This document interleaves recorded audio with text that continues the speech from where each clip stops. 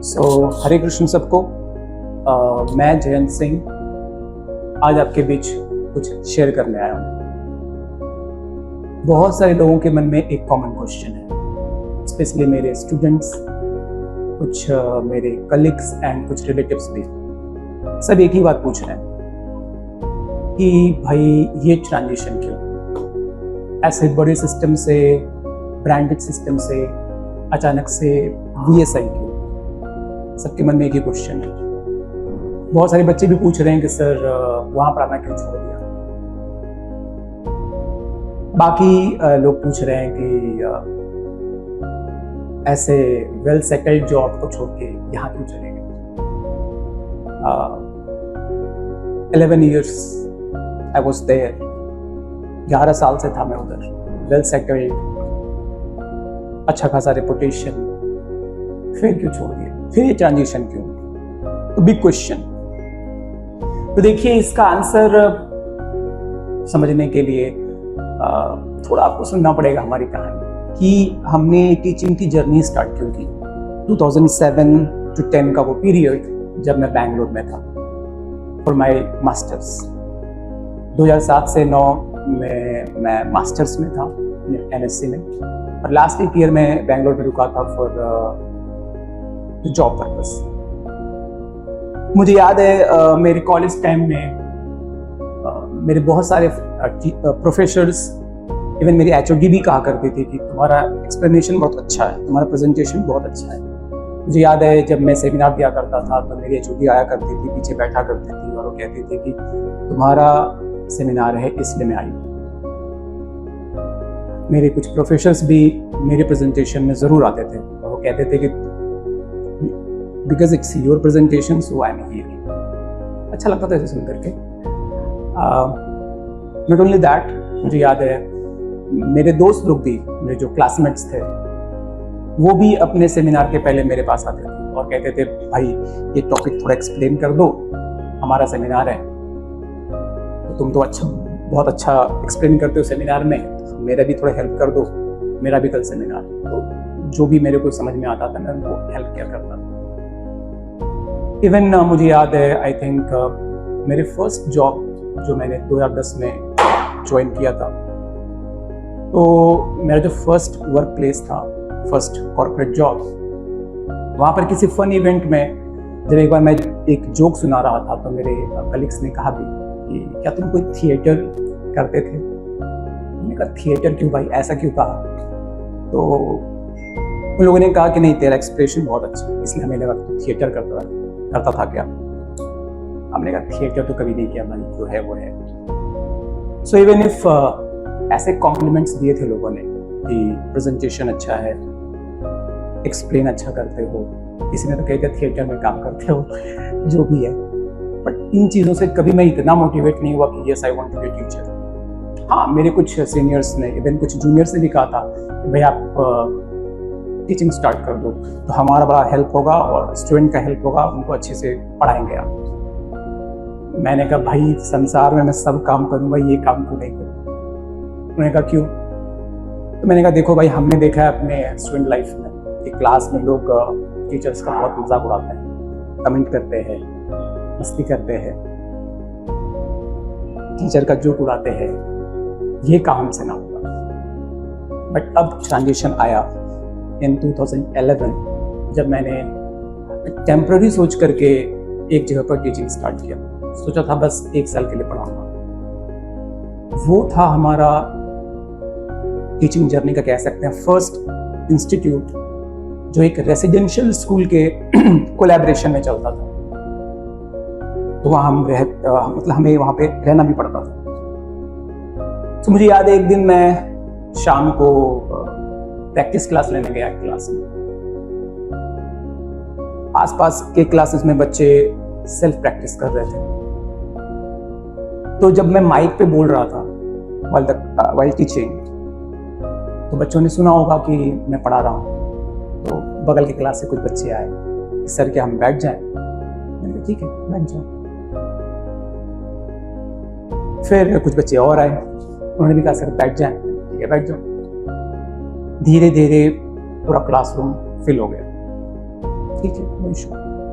फिर कुछ बच्चे और आए, सर हम भी बैठ जाए। मैंने कहा भाई अपनी जगह नहीं, कहाँ बैठोगे? तो लोगों ने कहा कि सर कोई बात नहीं, हम खिड़की पे बैठ जाते हैं। खिड़की पे कौन बैठता है यार, खिड़की पे कैसे बैठोगे? उसने कहा सर हम एडजस्ट कर लेंगे, आप चिंता मत कीजिए, हमें बस आने दीजिए। मैंने कहा ठीक है आ जाओ, हमारा क्या है। अब वो विंडो पे बैठ गए, विंडो पे। मैंने कहा ये क्या है भाई, विंडो पे बैठ गए। मैंने कहा ऐसे कैसे पढ़ोगे? सर आप पढ़ाइए, हम बढ़िया है, आप बस बोलिए। तो वो विंडो पे बैठ गए। फिर कुछ बच्चे और आ गए, सर हमें भी क्लास करना है। हमने कहा बच्चे प्रैक्टिस क्लास है और जगह भी नहीं, देखो विंडो पे लोग बैठ गए, कहाँ बैठोगे? उनमें से कुछ बच्चों ने कहा सर नीचे बैठ जाते। हमने कहा क्या है, नीचे कौन बैठता है क्लास में? अरे सर चिंता मत कीजिए, आप पढ़ाइए, हम नीचे बैठ जाते। फर्श पे बैठ गए। इसको देख के पहली बार मेरा परसेप्शन बदला कि नहीं भाई, सारे बच्चे क्लास में मस्ती नहीं करते, सारे बच्चे टीचर्स का मजाक नहीं उड़ाते, और सबके लिए क्लासरूम ऐसा मस्ती वाला प्लेस नहीं। बहुत सारे बच्चे ऐसे सीरियस हैं पढ़ाई को लेकर। So that day my perception change थोड़ा सा। अब उनको पढ़ाता रहा मैं, और फिर मुझे याद है एक दिन शाम को मैं क्लास लेके निकला था, क्योंकि रेसिडेंशियल स्कूल में वो चलता था इंस्टीट्यूट। तो शाम को मैं एक क्लास लेके निकला, कुछ मुझे लगता है 4-5 बज रहे होंगे, और कॉरिडोर में कुछ बच्चे डाउट पूछ रहे थे। तभी प्लेग्राउंड से कुछ बच्चे आए। मैं डाउट कर रहा था, तो उन्होंने देखा मुझे डाउट करते हुए, तो वो भी आ गए और बगल में खड़े हो गए। मैंने कहा क्या हुआ, क्यों खड़े हो? तो सर कुछ नहीं, आप डाउट बता रहे थे इसमें। ठीक है सुनो। फिर क्या हुआ, छोटे बच्चे जो मुझे लगता है 7th 8th में होंगे या फिर 6th क्लास के होंगे, बस छोटे छोटे बच्चे थे। वो कुछ बच्चे खेल छोड़ के, देखिए शाम का समय है, बाकी बच्चे खेल रहे थे प्लेग्राउंड में। उन्होंने देखा कि मैं कुछ बता रहा हूँ कॉरिडोर में, छोटे बच्चे खेल छोड़ के आ गए और बगल में खड़े हो गए। मुझे लगा क्या हो गया इनको, भाई क्यों खड़े हैं? मुझे क्या हुआ बच्चा? सर कुछ नहीं, आप कुछ बोल रहे हैं ना, हम भी सुन रहे हैं। मैंने कहा अरे ये तो तेरे क्लास का नहीं है। नहीं सर कोई बात नहीं, सुन लेते हैं ना, क्या है उसमें, सुन लेते हैं। वो बात बस दिल को छू गई मेरे कि यार ये छोटा बच्चा, बाकी बच्चे खेल रहे हैं, छोटू बच्चा भी उनका खेल, मतलब बाकी लोग तो खेल रहे हैं, छोटा बच्चा भी खेल छोड़ करके बस इसलिए आ गया कि मैं कुछ बोल रहा हूँ, सुनना चाहता हूँ। उनका ये डेडिकेशन, उनका वो वर्ड कि बस सब सुन लेते हैं, दिल को छू गया मेरा। उनका ये डेडिकेशन देख के मुझे लगा नहीं यार, नहीं मेरा परसेप्शन रॉन्ग था। सारे बच्चे मजाक नहीं करते क्लास, इनकी हालत देखो। अब समय बीता, 1 साल मैंने उनको पढ़ाया एंड रियली आई एंजॉयड। बहुत आनंद आया मुझे ऐसे फोकस्ड बच्चों को पढ़ाता जब मैं था। और जब उनको मैं पढ़ाता था वो फोकस से सुनते थे, कंसेप्ट को समझते थे। उनके चेहरे पे जो एक बार कोई चीज़ सीखने के बाद उनके चेहरे पर जो स्माइल आती थी ना, जो एक खुशी आती थी ना, वो मुझे इधर महसूस होता था। खुश वो होते थे बट महसूस मुझे भी होता था। ऐसे फोकस बच्चों को पढ़ा करके मुझे इतना आनंद आया, मैंने कहा नहीं, जिस प्रोफेशन की तलाश मैं कर रहा था, जो प्रोफेशन आई वाज सर्चिंग, कि जिसे मैं, मतलब जो मुझे काम की तरह महसूस ना हो, ऐसा profession that I can enjoy, जो मुझे ऐसा बोझ, ऐसा काम महसूस ना हो, जिसको मैं एंजॉय कर सकूं, जिसको करने में मेरे को बहुत आनंद आए, वो यही है। तब जो 1 साल का मेरा टेम्पररी टीचिंग का प्लान था वो शिफ्ट हो गया कि नहीं अब मेरे को यही करना है और बड़े स्टेज पर बच्चों को पढ़ाऊं। इस सोच के साथ फाइनली मैंने 2015 में one of the big brand join किया। One of the big brand, one of the oldest brand कह सकते हैं आप, and one of the popular brand that time for medical, अभी भी है मोर और लेस। यहाँ आके मुझे पता चला कि बस अच्छा पढ़ाना बड़ी बात नहीं, कम समय में अच्छा पढ़ाना बड़ी बात है। मैंने कहा अच्छा, ये भी एक नया चैलेंज है भाई, and I could do that. मैं कर पाया वो चीज़। रीजन बिहाइंड, हाँ थोड़े बहुत लैग तो होते थे, थोड़े बहुत स्लिपेज होते थे, बट मैनेजेबल, और वो मैं कर पाया बिकॉज बच्चों को फोकस अच्छा था। 2015 से 2019 का जर्नी आई रियली एंजॉयड। वैसे ही फोकस बच्चे मिले। एक बार तो मुझे याद है क्लास में एक बच्चे को मैंने देखा वो कीपैड वाला फोन छुपा के रखा था कॉपी के नीचे। मैंने कहा ये क्या है, क्या कर रहा है इसके साथ? उसने कहा सर मैं आपको वॉइस रिकॉर्ड कर लेता हूँ। मैंने कहा वॉइस रिकॉर्ड क्यों कर रहा है? क्लास में बैठा है भाई, नहीं सर इसको हम बाद में सुनते हैं। और मान लीजिए 2 महीने मतलब 2 महीने बाद 3 महीने बाद जब मैं भूल जाऊंगा तो फिर से सुनूंगा, मेरे को समझ में आ जाएगा। मैंने कहा अच्छा क्या बात है, बढ़िया फोकस है यार। क्लास का टीचिंग तो रिकॉर्ड करना चाहता है कि हम बार बार सुने, बाद में भी सुने। उसने कहा सर अभी आप जो एग्जाम्पल दे रहे हैं, जो आप स्टोरी सुना रहे हैं समझाने के लिए, वो तो आप बार बार नहीं समझाएंगे, तो मैं रिकॉर्ड कर लेता हूँ, जब मेरे को बाद में कभी दिक्कत होता है फिर से सुन लेता हूँ। बढ़िया, अच्छा लगता है ऐसे बच्चों को देखकर, अच्छा लगता है। फिर मुझे याद है एक बार एक CF का बैच था, उन बच्चों ने रिक्वेस्ट किया कि सर 11 के कुछ डाउट्स हैं, अगर आप कर देंगे तो अच्छा होगा हमारा, आओ। तो क्लास के एंड पे वो लोग आते थे और उनका मैं डाउट्स करता था। तो एक बार क्या हुआ, मैंने देखा कि डाउट्स करते हुए एक बच्चे ने कॉल किया और लाउड स्पीकर ऑन करके रख दिया। मैंने कहा ये तू क्या कर रही है? उसने कहा सर एक बच्ची है ना वो जो आती थी रोज, वो आज बीमार है, उसने मुझे कहा कि ऐसा कॉल करके लाउड स्पीकर पे रख दो, हम सुनेंगे। ये बातें दिल को लगती थी मेरे को। अब बहुत अच्छा लगता था कि ऐसे बच्चों का क्रेविंग देख करके, ऐसे बच्चों का फोकस देख करके, कि पहले कोई बच्चे थे ऐसे विंडो पे बैठ गए, जमीन पे बैठ गए, कोई रिकॉर्डिंग कर रहा है, कोई ऐसा बीमार है तो भी वीडियो नॉट वीडियो कॉल, उसमें तो था नहीं वीडियो कॉल, ऐसा कुछ वो वॉइस कॉल पे सुन रहा है। आनंद आता मुझे, ऐसे बच्चों को पढ़ाने में आनंद आता। और सच कहूं तो ऐसे बच्चे थे इसलिए आनंद आता। 2015 से 19 का पीरियड मैंने बहुत एंजॉय किया। 20 में तो कोविड आ गया, तो 20-21 का पीरियड में कोविड आ गया, तो उतना कुछ बच्चों से इंटरेक्शन रहा नहीं, तो उतना कुछ पता नहीं चला उस समय। पर ठीक है, फिर भी जब मैंने ऑनलाइन क्लासेस शुरू किए तो अच्छा पढ़ते थे लोग, जहाँ तक मुझे समझ में आया। Focus was good almost.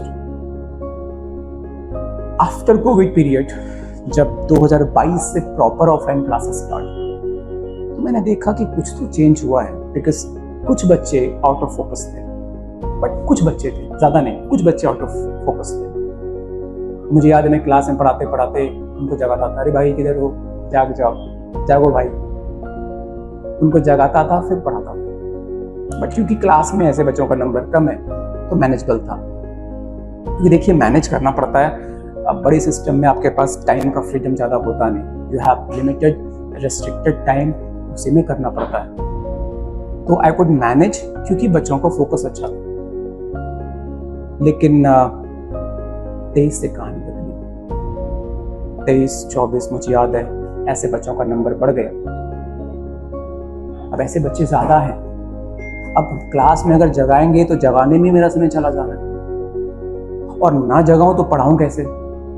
देखिए वैसे सच कहूं तो अलग अलग इंसान का अलग अलग तरीका है, बट मेरे लिए मैंने टीचिंग की जर्नी स्टार्ट ही की थी बच्चों की ऐसी क्रेविंग को देख करके, ऐसे फोकस बच्चों को देख करके। जब क्लास में 19 होने लगा तो मुझे वैसा आनंद नहीं आ रहा पढ़ाने में। और मेरे हिसाब से देखिए टीचिंग मेरे हिसाब से तो 2 साइडेड जॉब है, कि अगर मैं पढ़ा रहा हूं तो कोई पढ़ने वाला भी होना चाहिए, अगर हम समझा रहे हैं तो कोई समझने वाला होना चाहिए, अगर हम कुछ सुना रहे हैं तो सुनने वाला होना चाहिए।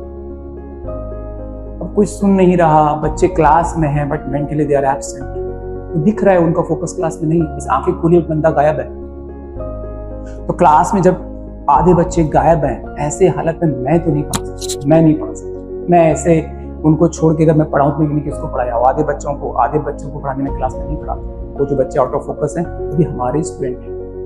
बट मुद्दा ये है, उनको जगाओ तो समय कम पड़ जाता है पढ़ाने, फिर पढ़ाएं कैसे? और अगर ना जगाएं और ऐसे पढ़ाएं तो फिर मैंने पढ़ाया किसको? ऐसे तो मुझे, देखिए मैं अपनी पर्सनल बात करता हूँ, मैं सबकी बात तो नहीं कह सकता। कुछ लोग करते होंगे, मे बी पॉसिबल हमसे ना होता। अगर कोई सुन नहीं रहा, कोई समझ नहीं रहा, और इरिस्पेक्टिव ऑफ दैट कि कोई सुन रहा है कि नहीं, समझ रहा है कि नहीं, हम पढ़ाते रहे, ऐसे तो हम नहीं पढ़ा सकते। तो अब क्या है कि समझाओ तो पढ़ाने का टाइम जाता है, पढ़ाओ तो हमने पढ़ाया किसको? क्योंकि सुनने के लिए आधे बच्चे गायब, आधे बच्चे सुन ही नहीं रहे हमारी बात। इनके लिए कुछ करना पड़ेगा। अब क्लास में पॉसिबल तो नहीं हो रहा बिकॉज ऐसे बच्चे ज़्यादा हैं और टाइम कम है। तो मैंने अपने हेड से बात की, अथॉरिटीज से बात की कि देखिए बच्चों का ऐसे फोकस जा रहा है, आधे बच्चे आउट ऑफ फोकस हैं, और बिना उनको फोकस में लाए पढ़ा के कोई फायदा नहीं, बिकॉज वो तो सुन ही नहीं रहा। बॉडी होने से क्या होता है, वो तो सुन नहीं रहे सच में। तो उनके लिए कुछ तो करना पड़ेगा। हमें अलग से टाइम चाहिए जहाँ पर मैं जो काम मैं बोर्ड में जगा रहा हूँ उसके एंड जो काम मैं क्लास में कर रहा हूँ उनका फोकस वापस लाने के लिए, वो काम अब मैं क्लास में करूँगा तो मेरा समय कम पड़ जाता है। मेरे को बाहर क्लास के बाहर अलग से टाइम चाहिए सो दैट ऐसे बच्चों का फोकस हम ट्रैक पे पहले लाएं और फिर उनको पढ़ाएं। लेकिन लोगों ने मजाक में मेरी बात को लिया, इसको सीरियस माना ही नहीं। यार आजकल तो ऐसे बच्चे, अब सबकी अपनी सोच है, मैं किसी पे कुछ क्लेम नहीं करूँगा, बट मैं ऐसे नहीं छोड़ सकता। मैंने कहा कि हमें थोड़ा समय दीजिए, बट नो वन रिस्पॉन्डेड। किसी ने इस बात को सीरियसली लिया ही नहीं। देखिए प्रॉब्लम क्या है ना, बीइंग अ टीचर, क्लास में तो हम जाते हैं भाई, एडमिशन वो ले लेते हैं, बट क्लास में तो हमें जाना होता है। और पर्सनली मैं टीचर बना ही था बच्चों की ऐसी क्रेविंग, ऐसा डेडिकेशन, ऐसा फोकस देखकर मैं इसलिए आया था टीचिंग फील्ड में। जब वो क्लास मिस होने लगा तो मुझे लगा कि यार अब वो नहीं मिल रहा, अब वैसा खुशी और आनंद नहीं मिल रहा मुझे जो मुझे पहले मिलता था बच्चों को पढ़ाकर। सो मैंने कहा कि मुझे अलग से टाइम चाहिए, but they did not do anything for that. तो मैंने सोचा एक काम करते हैं, अब ये नहीं दे रहे टाइम अलग से, एक काम करते हैं पेरेंट्स से बात करते हैं। अगर मैं कुछ नहीं कर पा रहा, पेरेंट्स को मैं समझाऊंगा कि आप ये सारे स्टेप्स लो सो दैट बच्चों का फोकस ट्रैक पे आए। पेरेंट्स से काम ये करवा लेते हैं क्योंकि हमको तो ये टाइम दे नहीं रहे अलग से।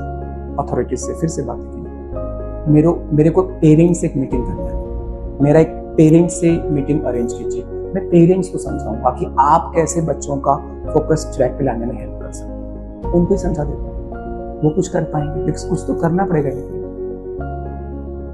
मैं क्या कहूँ इस बात पे, जब मैंने ये बात कहा कि मुझे पेरेंट्स से मीटिंग करनी है, ये सारे कंसर्न है, मैं पेरेंट्स को समझा करके बच्चों का फोकस लाने का कोशिश करूंगा, फिर उनको पढ़ाऊंगा, इससे फायदा मिलेगा, ऐसे रिजल्ट कैसे आएगा आप मुझे बताओ। पूरी बात कहने के बाद उन्होंने क्या कहा मुझे, यस सर, नाइस आइडिया, ये तो कहा, बट इतना ही कहा, कुछ हुआ नहीं उसका।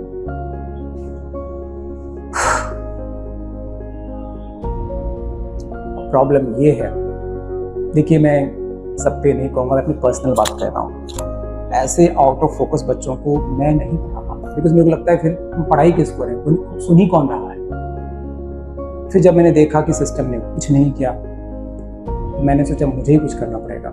मुझे याद है पिछले साल 2025 में क्लास में तो हम जगाते ही थे बच्चों को, बट उसमें भी प्रॉब्लम है बिकॉज समय हमारा बर्बाद हो रहा है। फिर भी जहाँ तक हो सके थोड़ा जगाना तो पड़ेगा, वरना पढ़ाओ मैं किसको। मैंने क्लास के बाहर अरेंज करना शुरू किया टाइम कि जिन बच्चों का फोकस ट्रैक पे नहीं है प्लीज बाहर आओ, तेरे से बात करते हैं, तेरा फोकस ट्रैक पे क्यों नहीं है उसको समझते हैं और उसको ट्रैक पे लाने के लिए मैं पूरी कोशिश करूँगा। अब क्लास के बाहर जब मैंने ऐसा करना शुरू किया तो देखिए टाइम तो वापस से रेस्ट्रिक्टेड है। इतने बच्चे आ गए हमारे पास कि अब मेरे पास फिर से टाइम देना चाहिए। इवन इफ मैं क्लास के बाहर उनकी हेल्प करने की कोशिश कर रहा हूँ तो भी इतने बच्चे आ गए कि वापस से टाइम का क्रंच। मुझे याद है मेरे को लिटरली अपना डे बांटना पड़ता था कि भाई मंडे इस बैच के लिए, ट्यूसडे इस बैच के लिए, थर्सडे इस बैच के लिए, फ्राइडे इस बैच के लिए। बट इवन इफ मैंने बांट दिया अपना दिन तो भी टाइम कम पड़ जा रहा है, बच्चे इतने। और एक और प्रॉब्लम फिर से आ गया, बच्चों की काउंसलिंग करो, कुछ बच्चे डाउट के लिए आ रहे हैं, कुछ बच्चे डाउट के लिए आ जा रहे हैं, मैं उनकी डाउट नहीं कर पा रहा। डाउट करूँ तो इनका काउंसलिंग छूट रहा है, फिर से प्रॉब्लम। बट मैंने समझा कि नहीं, डाउट तो ठीक है, फिर भी कोई और भी कर सकता है, बट इनका समझाना बहुत जरूरी है। इनको अगर मैं नहीं समझाऊंगा पढ़ ही नहीं पाएंगे। कुछ बच्चे ऐसे गुस्सा भी करते थे, सर सब तो नहीं कर रहे हैं, काउंसलिंग आप ही क्यों करते हैं। हमने कहा यार सब करे ना करे, मैं तो नहीं छोड़ सकता। पॉइंट वाज इवन इफ मैंने क्लास के बाहर ये काम करने की कोशिश की, बट फिर भी टाइम वो सुबह नहीं हो पा रहा। मुझे याद है कुछ बच्चों को तो मैंने ऐसा अपॉइंटमेंट लिख के दिया कि भाई तू ये टाइम इस दिन 1 से 2 घंटे तेरा स्लॉट बुक है, तू आ। बट प्रॉब्लम इसमें ये है कि अगर आपको फिर से प्रॉपर टाइम नहीं है तो आप किसी को अगर समझाते भी हैं, अब उसका क्या स्टेटस है उसका अपडेट लेने का भी समय मेरे पास नहीं।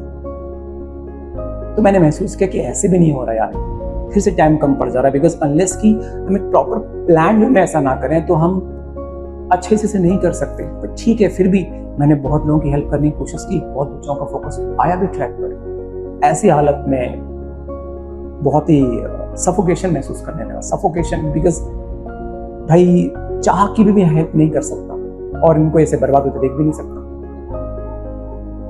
सो फाइनली मैंने सोचा एक काम ही छोड़ दूँ, अब ये बहुत हो गया, ये जॉब ही छोड़ देंगे हम।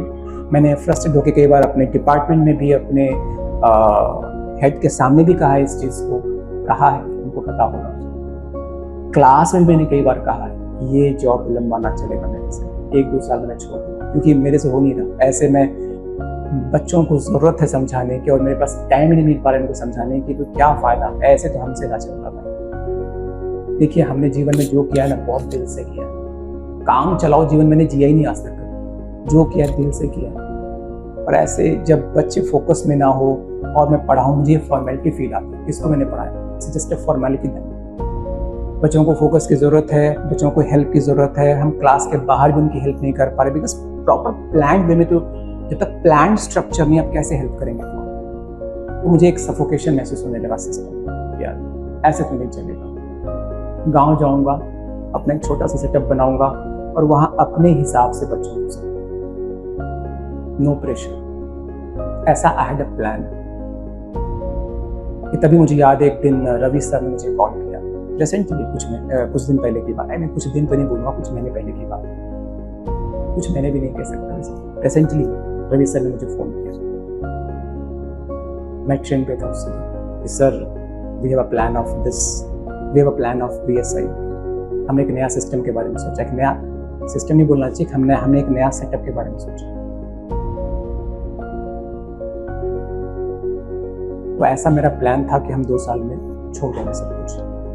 तभी कुछ दिन पहले मुझे याद है, कुछ दिन पहले आई वॉज इन ट्रेन कि रवि सर ने मुझे फ़ोन किया, सर हमने ऐसा प्लान किया है, एक ऐसे सेटअप का जहाँ पर हम विद फ्रीडम बच्चों को हेल्प करेंगे, विद फ्रीडम बच्चों को पढ़ाएंगे। हमने कहा सर, क्या आप मुझे वो मौका देंगे, मुझे वो फ्लेक्सिबिलिटी देंगे जो मैं उस सिस्टम में रिक्वेस्ट करता रह गया मुझे मिला, तो ही मैं आऊँगा। सर ने कहा सर बिल्कुल, आप आइए, हम आपके साथ खड़े। बस सर का ये प्रॉमिस और मैं इधर। यही है इस ट्रांजिशन का आंसर। इस एक्शन से कई लोगों ने मुझे कहा भी कि तू बहुत ज़्यादा सोचता है, इतना कौन सोचता है जैसे। अब देखिए, सबकी बात तो मैं नहीं जानता, बट मैं ऐसा ही, मेरे मन में एक ही बात थी कि देखो, अगर मैं जो चाहता हूँ वो कर पाया कि बच्चों का प्रॉपर प्लान्ड वे में काउंसलिंग, सो दैट उसका फोकस ट्रैक पे आए, तो इस बात की खुशी होगी मैंने कुछ अच्छा किया उनके लिए। और बाय चांस अगर उस लेवल पे नहीं कर पाया तो इस बात की खुशी होगी मैंने कोशिश नहीं की, इसलिए आई शिफ्टेड। यहाँ आकर के एक दिन मुझे याद, एक बच्चे से मैं मिला, ही केम फॉर एडमिशन, वो पटना से आया था एडमिशन के लिए। मैंने उससे पूछा बच्चा इधर क्यों आया है, and he came from one of the big brand, अभी के समय कह सकते हैं वो एक 3rd नेशनल ब्रांड है, वहाँ से आया था इधर। हमने कहा भाई इस सिस्टम में आने का क्या मेन रीज़न है, तो किस एक्सपेक्टेशन से इधर आया है, बिकॉज हम जानना चाहते हैं ना कि तू जिस एक्सपेक्टेशन से आया है वो एक्सपेक्टेशन हम मीट कर पाएंगे, तो यहाँ आने का सोच क्या है। उसने एक बात कहा मुझे, उसने कहा सर, जिस पहले जहाँ पढ़ते थे ना, वहाँ टीचर्स बहुत जल्दी पढ़ाते थे और कई बार कुछ पूछने पर बोलते थे कि नहीं सिलेबस खत्म करना है मुझे। जब बार बार पूछो तो माइक ऑफ करके कहते थे बच्चा टाइम नहीं, सिलेबस खत्म करना। मैंने कहा बस, अगर तू इस प्रॉब्लम का सोल्यूशन के लिए इधर आया है तो सही जगह है। उसने कहा सर सच में? मैंने कहा हाँ भाई, यही करने की इच्छा है हमारी, इसलिए हमने एक नया सेटअप स्टार्ट किया। और वही करना होता, प्रेशर में पढ़ाना होता हमें, इर्रिस्पेक्टिव ऑफ कि बच्चा समझ रहा है कि नहीं, तंदरी अच्छे। यही प्रॉब्लम था कि क्यों आते इधर, तो इसी सोच से मेरे आए हैं। देखिए, एट VSI हमारे 3 मोटिव हैं।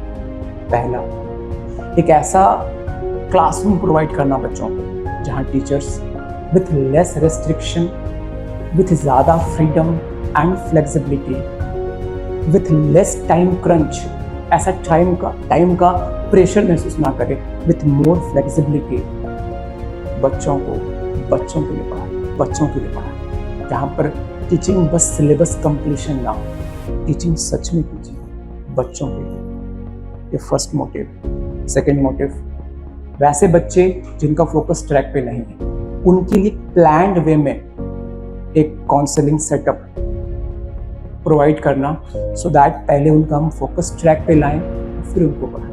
ये बहुत ज़रूरी मुझे तो महसूस होता है, बाकी लोगों को क्या महसूस होता है मुझे नहीं मालूम। एंड थर्ड, पेरेंट्स से हमें इंटरेक्शन, पेरेंट्स से हमें बात करनी है।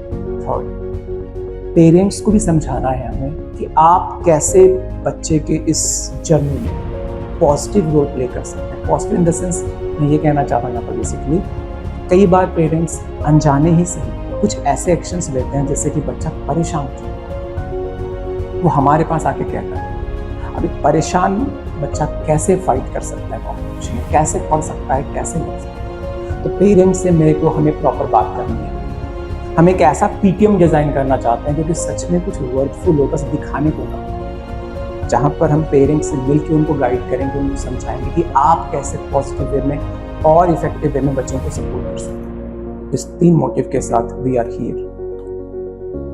सो आइए शिक्षा के एक नए स्वरूप की शुरुआत करते हैं, कुछ और अच्छा करते हैं, कुछ तूफानी करते हैं। हरे कृष्ण।